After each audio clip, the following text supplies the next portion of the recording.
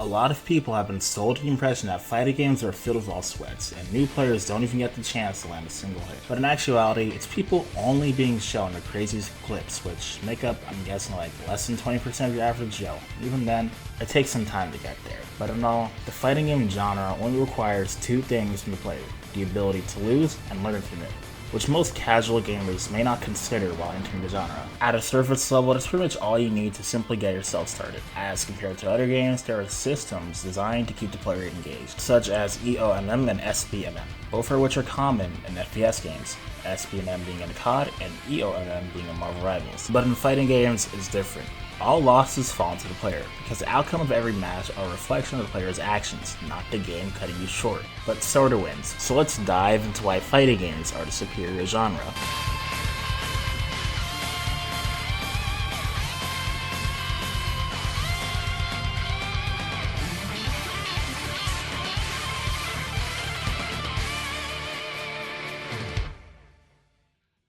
If you're watching this and you've been into FGC for a long time, think back to your first fighting game.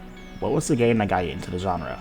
Comment it down below. My first fighting game was Mortal Kombat X in 2021. If it weren't for that game, I probably would not be into fighting games and I would not be making this video. Now imagine this. You're new to fighting games, you have no knowledge of who are good characters and who are not, so you pick who you believe is cool and get in a match. You probably will make this character your main if you like him enough, and you complete the match. And if you've won, congratulations. You just completed your first match. Now, low tier God has an easier time dodging child support rather than completing his matches. So, yickety! But if you've lost, you keep playing anyway, because you're still having fun. It's a new game, so you're bound to have fun regardless. This is called the honeymoon phase. Everything is new to you. The pressure of knowing matchups and combos won't settle in until the next phase. That's what makes this phase so unique. You're subconsciously aware it won't last forever. So you live in a moment and you want to keep playing because the first few hours of this game will be the most fun you'll ever have. There's no replacing the excitement you have on the first day, as there's nothing on the line yet, no ego, no ELO, no rank ups. Your only concern is having a good time and just getting to know the smell of the game. And that stupid one-liner brings us into our next chapter. Now that you're familiar with the game you're playing after a couple of sessions, it's time to actually learn what most newcomers look forward to: how to combo. You don't realize it yet, but this is your first mistake. You're literally only looking forward to doing combos, and by doing this, you're also skipping neutral, footsies, matchups, and okizeme. This sets up the new player for failure since you're mainly playing on offense, with the only goal being pulling off the combo. It's like people who watch fight videos say they can fight in real life, but when it comes down to actually fighting, they only watch people getting beat up and skip the part where they actually have to tolerate hits. You worked hard on that combo, so you try to land it in a real match and you get your ass handed too. You'll be unsatisfied with the loss, so instinctually, you turn to practice mode and you spend some time louding things out just to be met with the same result: failure. And if you're not careful, you might just end up spending more time labbing out useless combos rather than actually playing the game. This loop of losing just to go back to the lab may leave you tilted, but not tilted enough to stop playing. But sooner or later, you'll come to realize that fighting games aren't all about just senseless fighting. To put up a good fight, you also need to play defense. Now I know what you're thinking. What more is there to defense? All I gotta do is block. You're stupid. Well, blocking is one part. But then there's microducks, shimmies, wake-up baits, block switches. You get the idea. Defense is not one-dimensional, and it should be as sharp as your offense, and if not slightly better, since both are just as nuanced. The whole cycle of players spending hours in the lab just not to put to use will be covered in Chapter 5, so stay tuned, since I believe it's not as covered as much as it should be in the FGC.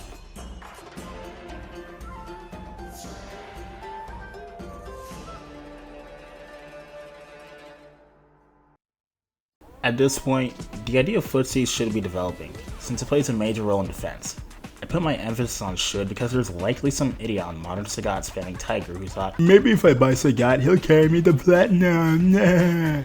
But hopefully you're not playing Sagat and you're building all those muscles for neutral. Maybe by developing your poke game with light punches and kicks. Even if it's small, you gotta start somewhere. And speaking of which, the way I'd see neutral for Street Fighter 6 if you're a new player, just play to claim space. I see it as a small window of opportunity for small chunks of damage instead of full-on combos right away. 2-hit combos are enough in those situations unless I punish them. I'd rather get in and out as quick as possible, but speaking generally, like right now where I am, if I'm not close enough to playing footsies but there's enough range to me for me to connect the medium punch to a drive, or like anything that can connect into a drive combo. Now notice how neutral is like the pre-game for your combo, to sort of prep before the actual sequence.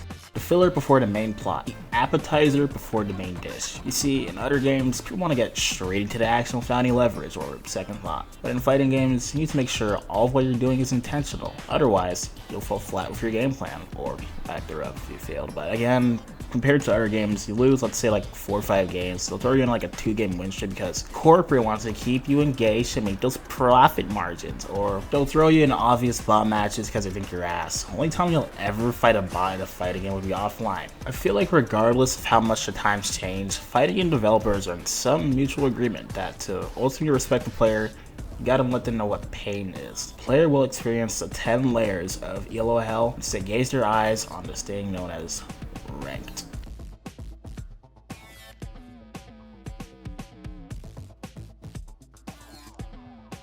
You're now at a midway point in your fighting game career. Since all the hard work has finally paid off, it's time to finally enter the point of no return. Ranked matches. This might as well be day one all over again, but this time there's something on the line, so you're gonna have to take it seriously.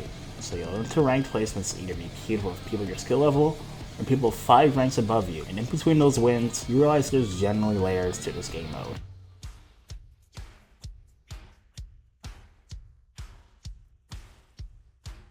I know chapter 4 is pretty short, but I'd like to dedicate this chapter to labbing and mainly why it sometimes can be bad. Now, labbing is something you should do every now and then between rankings to polish up or find a combo, that's fine. But then there's this group of people who spend 70% of their time rotting in the lab as if they're avoiding ranked altogether. And I can't lie, there's been times where I've low-key been caught up doing shit like that myself. Especially with characters I'm picking up, me booting up a game can just turn into one big lab session. Even if I do go into a ranked game, I'd probably just be done after one game due to all the time I've wasted. Or, worst case scenario, I'd go into a losing streak while I'm tilted, and all that because I spent way too much time labbing. And I should say this now, people die by the idea of a lab theory, thinking they're learning shit, when in reality, they're never putting anything from the lab into like actual use. Me personally, I used to lab a lot, and it got to a point where I just slowly cut back on the amount I labbed because I came to this conclusion. The most optimal way to learn and get playtime is to actually play the game. Shocker, I know. Again, I see the lab as a spot for corrections and drills, not your whole session. It's a situation like this that would bring someone to question, what am I doing playing this game? It honestly only takes a chain of bad sessions to piss someone off enough to question whether they want to continue playing fighting games. This can probably stem from those who play ranked and ranked only. Sometimes when we get caught up in the losses, we forget how to lose. It doesn't matter if you're new or old, it's something that has to happen. And that's why fighting games are the superior genre. It ultimately demands that the player takes accountability for the gameplay faults with no hand-holding involved. Sure, the developers need their money from cosmetics, but the gameplay requires some agency. At least the developers trust enough that you can be good at a fighting game. And it requires discipline to keep pushing, and no one wants to lose, but it's part of the gameplay, part of the experience. Expecting free wins is not realistic. You can't always win, but you can learn how to lose. Unless you're Ninja Killer, you're not human, bruh. But I've pretty much said everything I need to say, and honestly, I was expecting this video to be longer than it is, but I'm glad it turned out the way it did. Honestly, I expected this video to be longer, but I'm glad it turned out the way it did, because my first video essay was pretty padded out. You can watch it after it's pretty shitty if you don't believe me. But yeah, with that being said, thank you guys for watching, and I'll see you in another video.